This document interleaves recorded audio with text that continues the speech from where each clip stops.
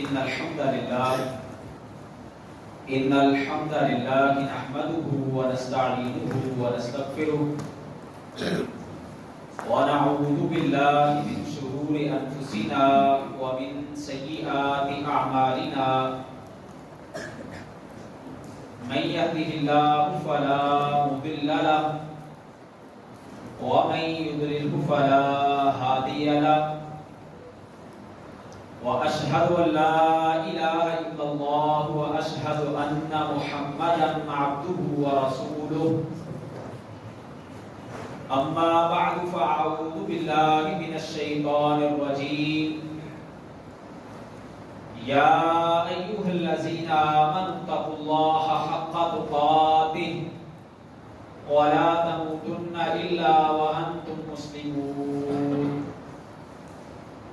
يا أيها الناس اتقوا ربكم الذي خلقكم من نفس واحدة وخلق منها زوجها وبث منهما رجالا كثيرا ونساء واتقوا الله الذي تساءلون به والأرحام إن الله كان عليكم رقيبا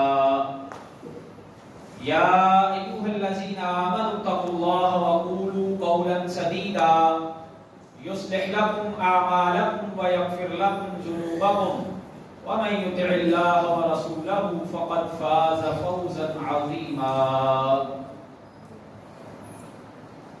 أما بعد فإن خير الحديث كتاب الله فإن خير الهدي هدي محمد صلى الله عليه وسلم وشر الأمور محدثاتها وكل محدثة بدعة وكل بدعة ضلالة وكل ضلالة في النار.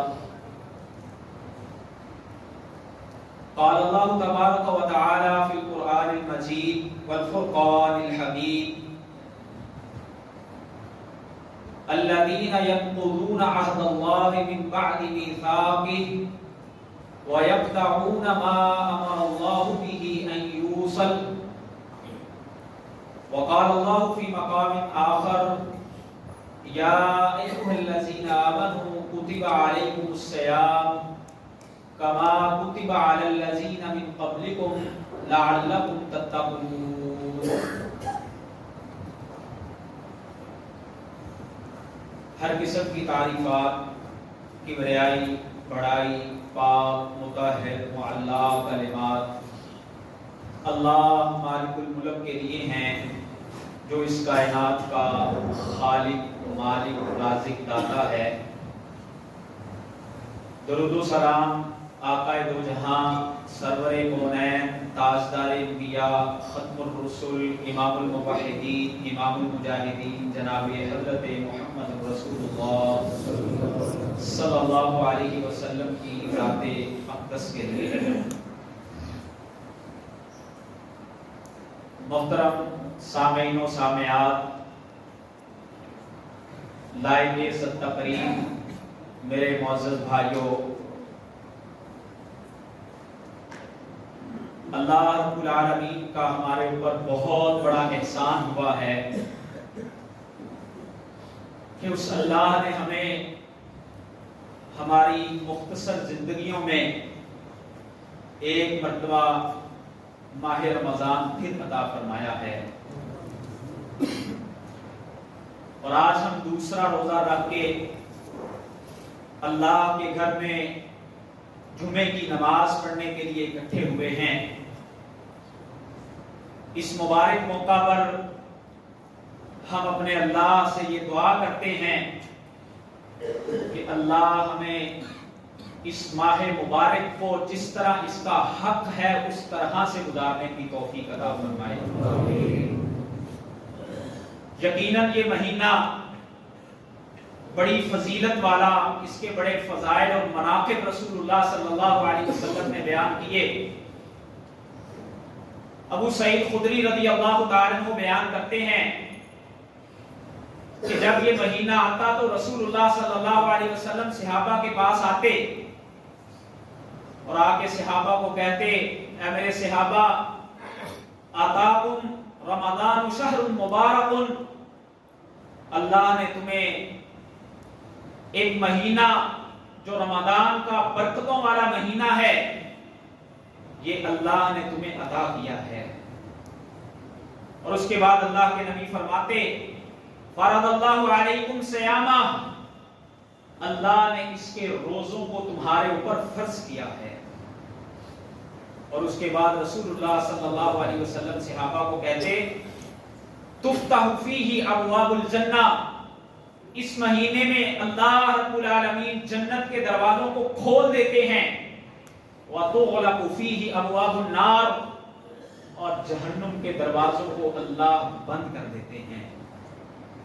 اور فرمایا وسلسلۃ الشیاطین، جو سرکش قسم کے شیطان ہوتے ہیں اللہ رب العالمین انہیں جکڑ دیتے ہیں، انہیں بند کر دیتے ہیں۔ اور یہی وہ مقدس اور مبارک مہینہ ہے جس کو قرآن کا مہینہ بھی کہا جاتا ہے۔ شہر رمضان الذی انزل فیہ القرآن، اسی مہینے میں اللہ رب العالمین نے ایک ایسی رات بھی رکھی ہے جو 1000 مہینے کی عبادت سے زیادہ افضل عبادت والی رات ہے۔ اور یہی وہ مبارک مہینہ ہے کہ رسول اللہ صلی اللہ علیہ وسلم نے فرمایا ان للہ تعالی عند کل فطر اتقاء من النار، اے میری امت کے لوگوں، یہ مقدس مہینہ وہ ہے جس میں اللہ ہر رات لوگوں کو جہنم سے آزادیاں دیتے ہیں۔ فرمایا کہ اس میں اللہ رب العالمین جہنم سے آزادیاں دیتے ہیں، وَذَلِكَ فِي كُلِّ لَيْلَةٍ، اور یہ اس مہینے کی ہر رات کو ہوتا ہے، اللہ لوگوں کو جہنم سے آزاد کر کے جنت کے پروانے دیتے ہیں۔ اور رسول اللہ صلی اللہ علیہ وسلم نے فرمایا اس مہینے میں نیکی کرنا آسان بنا دی جاتی ہے، اور اللہ کی طرف سے پکار لگانے والا پکار لگا لگا کے کہہ رہا ہوتا ہے یا باغی الخیر اقبل ویا باغی الشر اقصر، اے نیکی کرنے والے تو نیکی کرنے میں جلدی کر لے، اور اب تک بھی شر کی راہوں پہ چلنے والے تو شر کے راستوں سے باز آ جا،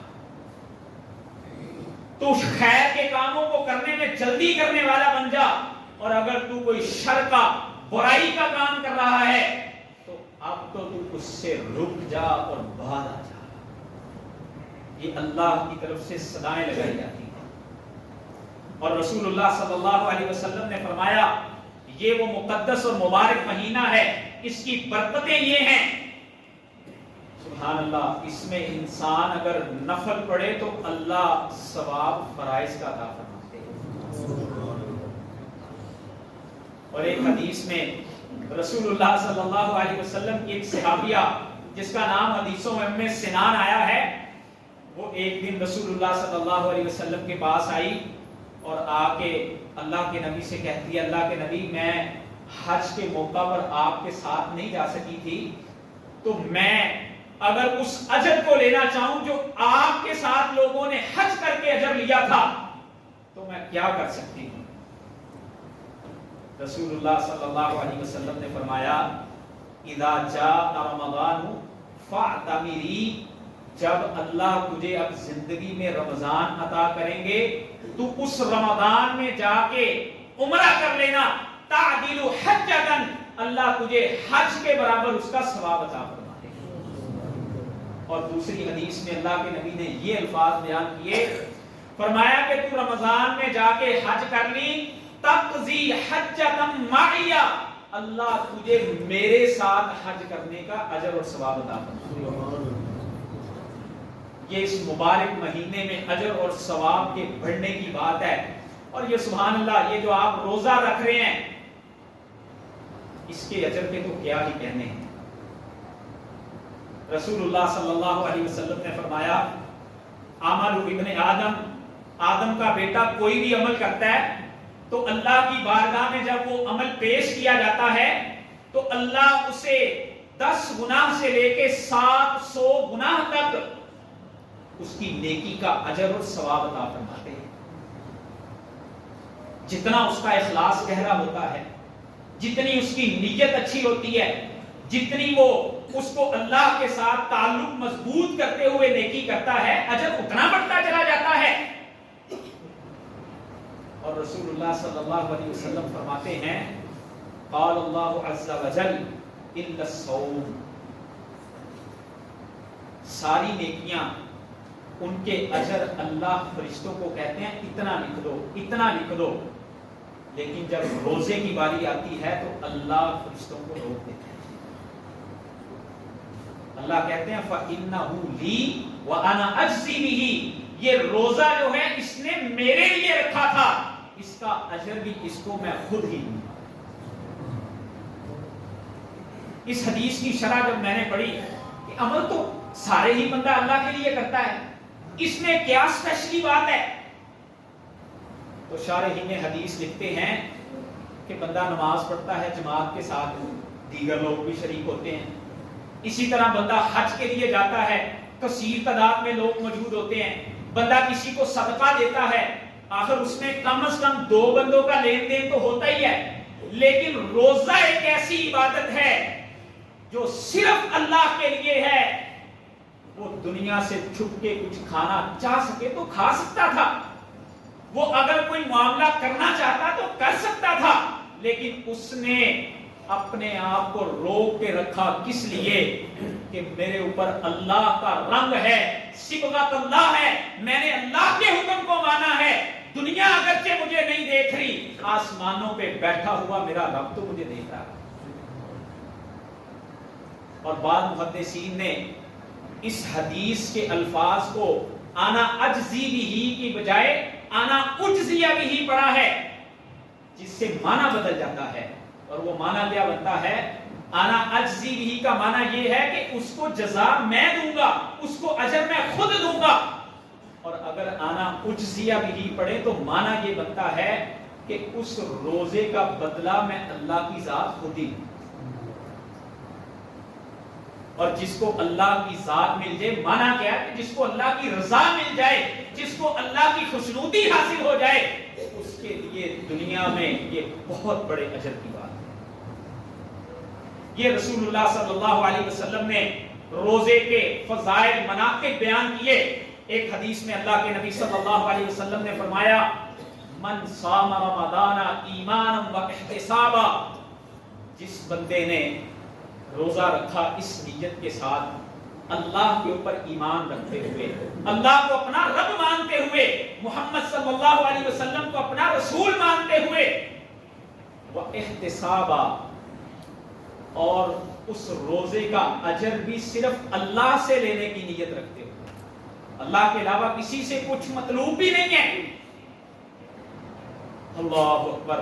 رسول اللہ صلی اللہ علیہ وسلم فرماتے ہیں غفر لہ ما تقدم من ذنبہ، پچھلی زندگی وہ 25 سال 30 سال 40 50 60 سال کی زندگی بھی ہو، اس میں کیے ہوئے سارے گناہوں کو اللہ معاف فرماتا ہے۔ یہ روزے کا اجر ہے۔ آج اللہ کی توفیق سے مسلمان روزے بھی رکھ رہے ہیں، مسجدوں میں رونقیں بھی ہیں، قرآن کی تلاوتیں بھی ہیں، صدقات بھی دیے جا رہے ہیں۔ اس سارے ماحول میں شیطان بھی اپنی محنت کر رہا ہے۔ اگرچہ سرکش شیاطین کو تو بند کر دیا جاتا ہے، لیکن شیطانوں کا جو سردار ابلیس ہے وہ تو کھلا ہوتا ہے، بدر میں بھی آیا۔ اور اگر اس کو بند کر دیا جائے تو اس کا وہ معاہدہ جو اللہ سے اس نے کیا تھا کہ اللہ مجھے قیامت تک مہلت دینا، یہ اس کے بھی خلاف جاتا ہے۔ شیطان تو کھلا ہوتا ہے، ابلیس تو کھلا ہوتا ہے، وہ اپنے کام کرتا ہے۔ کس طرح سے؟ بسا اوقات نیت میں فتور پیدا کر دے گا، میں یہ صدقہ دے رہا ہوں، لوگ مجھے کہیں یہ اللہ کی راہ میں بڑا مال خرچ کرتا ہے، میں یہ نیکی رکھ رہا ہوں، میں راتوں کو لمبے لمبے قیام کرتا ہوں، نیت کے اندر یہ چیز شامل کر دے گا، لوگ دیکھ کے کہیں اس کی بڑی پیاری آواز ہے، یہ تو بڑا اچھا قرآن پڑھتا ہے، یہ تو بڑے لمبے لمبے رکوع اور سجود کر رہا ہے۔ نیتوں کو میرے بھائیوں چیک کرتے رہا کرو، نیتوں کے اوپر محنت کیا کرو۔ رسول اللہ صلی اللہ علیہ وسلم نے فرمایا انما الاعمال بالنیات، انسان کے عملوں کا دار و مدار اس کی نیت کے اوپر ہے، اور شیطان داؤ لگاتا ہے نیتوں میں، یہ بسا اوقات فطور پیدا کرنے کی کوشش کرتا ہے۔ ہمیں اپنی نیتیں دیکھتے رہنا چاہیے، اور اگر عمل کے اندر سے اخلاص اٹھ جائے تو پھر انسان کے لیے یہ بڑی گھاٹے کی بات ہے کہ انسان محنت بھی کرے اور اس کو اس کا اجر بھی نہ ملے۔ ہم دنیا کے اعتبار سے اگر یہ بات سوچیں کہ انسان نے بڑی ایفرٹ کی، بڑی محنتیں کی، جتنے سورس تھے وہ سارے استعمال کر لیے، اور بعد میں جب شام کو اس نے حساب کیا اس کے ہاتھ کچھ بھی نہ آیا، ہم کہتے ہیں یہ ناکام ہو گیا، اس نے آج کچھ نہیں کمایا۔ اور اگر ہم نے روزہ رکھا بڑے اخلاص سے، بڑی محنت کے ساتھ، بڑی مشقت کے ساتھ، بھوک بھی برداشت کی، پیاس کو بھی برداشت کیا، اور اگر اس میں ہماری نیت میں شیطان ہمیں داؤ لگا گیا تو یہ ہمارے لیے بڑی گھاٹے کی بات ہے۔ مسند احمد کے اندر حدیث ہے، رسول اللہ صلی اللہ علیہ وسلم نے فرمایا من صام یرائی فقد اشرک، ایسا بندہ جو روزہ رکھتا ہے دکھلاوے کے لیے، وہ در حقیقت اللہ کے ساتھ شرک کر رہا ہوتا ہے۔ اور ایک حدیث میں رسول اللہ صلی اللہ علیہ وسلم نے فرمایا ان اخوف ما اخاف علی امتی، کہ مجھے اپنی امت کے اوپر سب سے زیادہ جس بات کا ڈر ہے کہ میری امت جس چیز میں مبتلا ہو جائے گی، فرمایا وہ الشرک الاصغر، وہ شرک اصغر ہے۔ اور شرک اصغر کسے کہا جاتا ہے؟ وہ الریا، ریاکاری ہے۔ نیتوں سے اخلاص اٹھ جائے گا، ظاہر پسندیاں آ جائیں گی، اخلاص کی جگہ پہ دکھاوا جگہ لے لے گا، وہاں پر خرچ کریں گے جہاں پر لوگ کہیں گے یہ فلاں صاحب نے تو یہ کر دیا ہے۔ فرمایا اخلاص اٹھ جائے گا، اس کی جگہ جو ہے وہ ظاہر پسندی لے لے گی۔ فرمایا میں اپنی امت کے اوپر اس بات سے سب سے زیادہ ڈرتا ہوں۔ اور اللہ رب العالمین نے قرآن مجید میں اس موضوع کو بڑی تفصیل سے ڈسکس کیا ہے۔ ایک مقام پہ اللہ تعالیٰ فرماتے ہیں لا تبطلوا صدقاتکم بالمن والاذى كالذي ينفق ماله رئاء الناس، اے لوگوں کہیں تم اپنے صدقات کو، اپنے مالوں کو جو تم اللہ کی راہ میں خرچ کرتے ہو، کہیں باطل نہ کر بیٹھنا، ضائع نہ کر بیٹھنا۔ کس طرح؟ اس آدمی کی طرح جو اللہ کی راہ میں مال خرچ کرتا ہے لوگوں کو دکھانے۔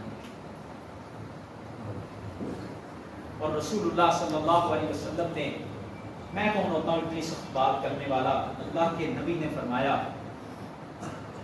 کل قیامت کے دن جن لوگوں سے جہنم کی آگ کو بھڑکایا جائے گا، جنہیں سب سے پہلے جہنم میں پھینکا جائے گا، فرمایا وہ کون ہوں گے؟ وہ جو اللہ کی راہ میں مال خرچ کرنے والا ہوگا، وہ جس نے اپنی جان کو اللہ کی راہ میں قربان کر دیا ہوگا۔ اور فرمایا تیسرا وہ جو دنیا میں اللہ کا قرآن پڑھتا رہا ہوگا، وجہ کیا ہوگی؟ نیتیں خالص نہیں ہوگی۔ مطلوب یہ ہوگا کہ لوگ دیکھ کے کہیں کہ اس کے خاندان کے اتنے شہید ہیں، ان کے شہید نے تو فلاں جگہ پہ بڑی بہادری اور جرأت سے لڑتے ہوئے جان دی تھی۔ اگر نیتوں میں اخلاص کی بجائے اس طرح کی چیزیں آ گئی تو اللہ کے ہاں ان کا کچھ مول نہیں بنتا۔ آئیے آج ہم اپنی نیتوں کو چیک کریں، آج ہم ذرا اس کے اوپر محنت کریں۔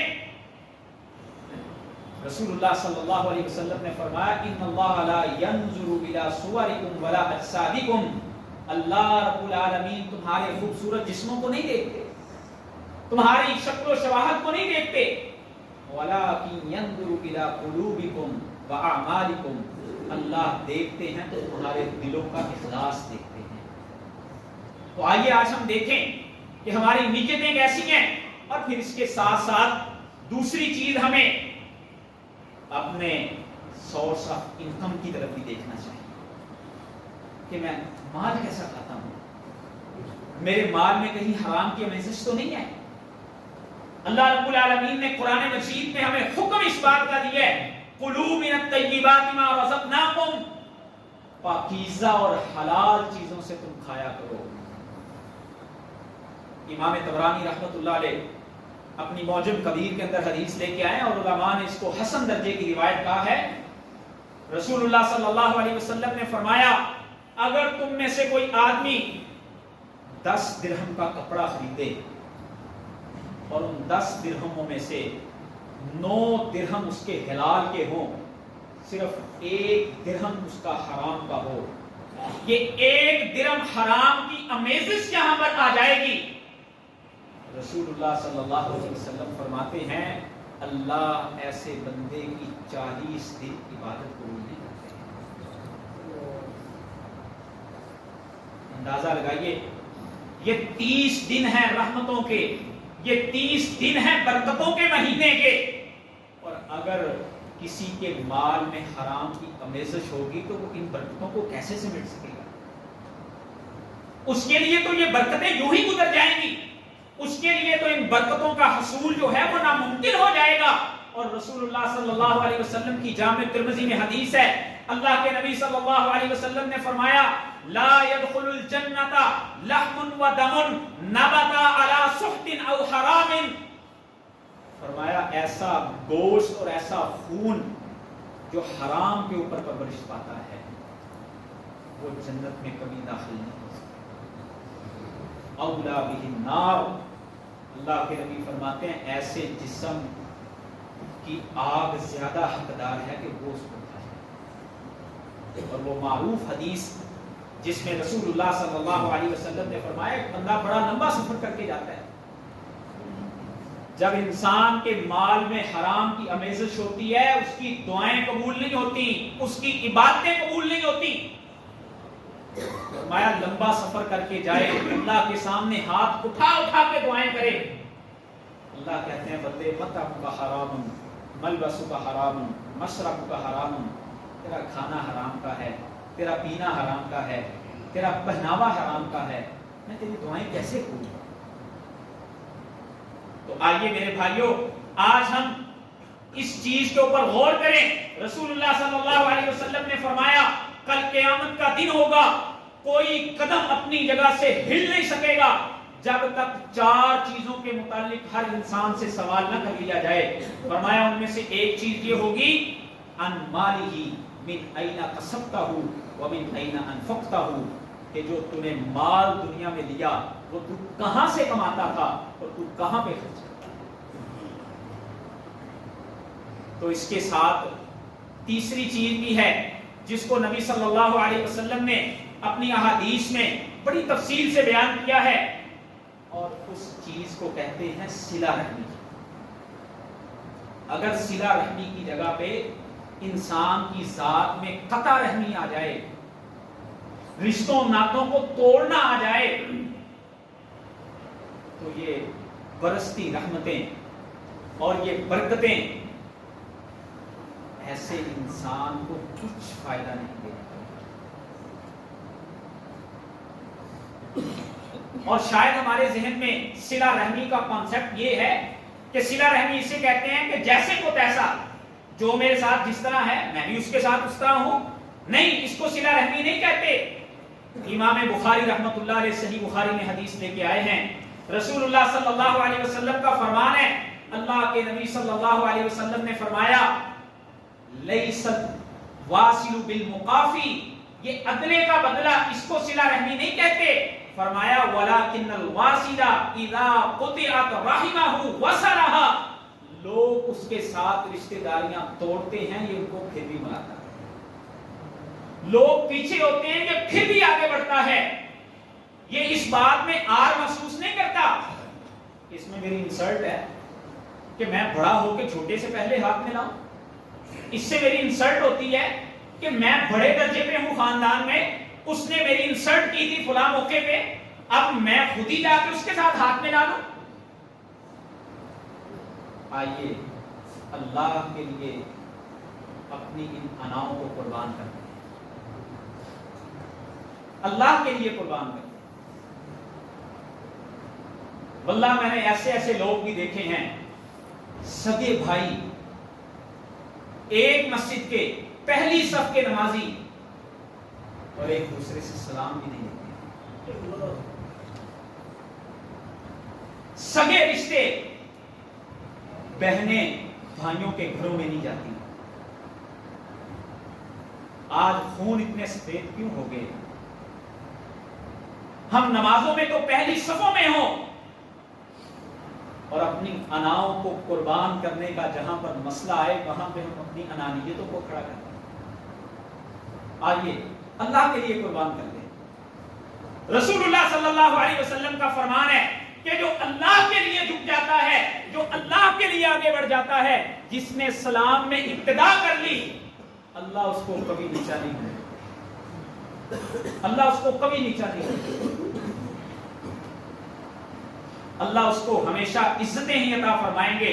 اور یہ تو وہ چیز ہے، رسول اللہ صلی اللہ علیہ وسلم نے فرمایا من کان یؤمن باللہ والیوم الآخر، جو اللہ پہ ایمان رکھتا ہے، آخرت کے دن پہ ایمان رکھتا ہے، رسول اللہ صلی اللہ علیہ وسلم فرماتے ہیں فلیصل رحمہ، اس کو چاہیے کہ وہ یہ چھوٹی چھوٹی باتوں پہ، ہمارے ہاں قطع رحمیاں ہوتی کن چیزوں پہ؟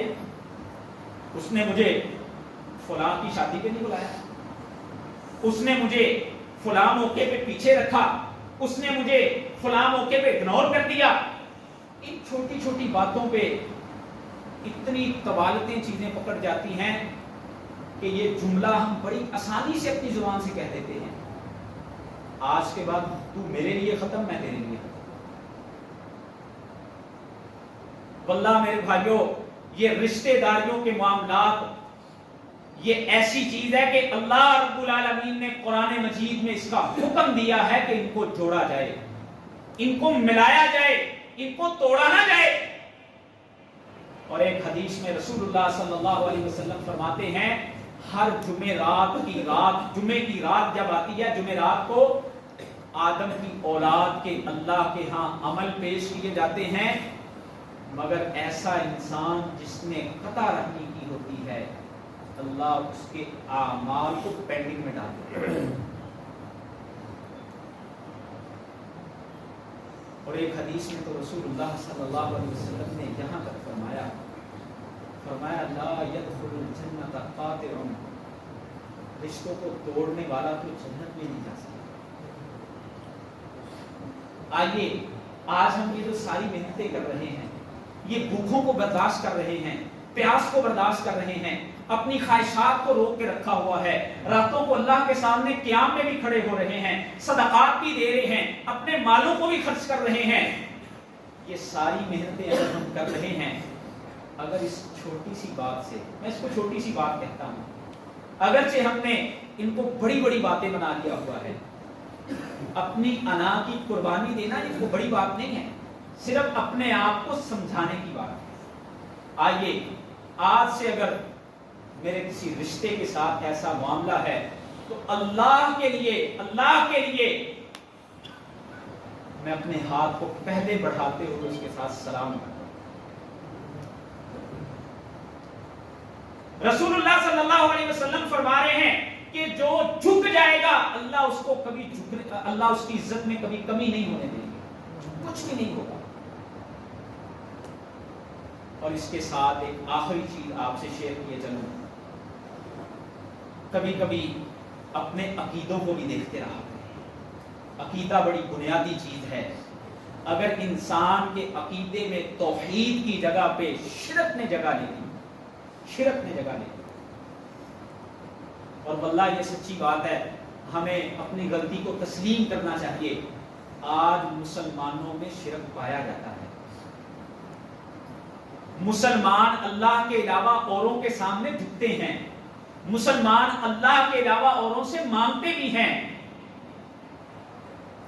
ایک بچہ ہمارے پاس آیا اسلام قبول کرنے کے لیے، تو میں نے اس کو پوچھا کہ تم اسلام کیوں قبول کر رہے ہو؟ کہنے لگا کہ مجھے اسلام کا عقیدہ توحید کا جو فلسفہ ہے وہ ایسا سمجھ آیا کہ اب میں کرسچینٹی میں رہ نہیں سکتا تھا.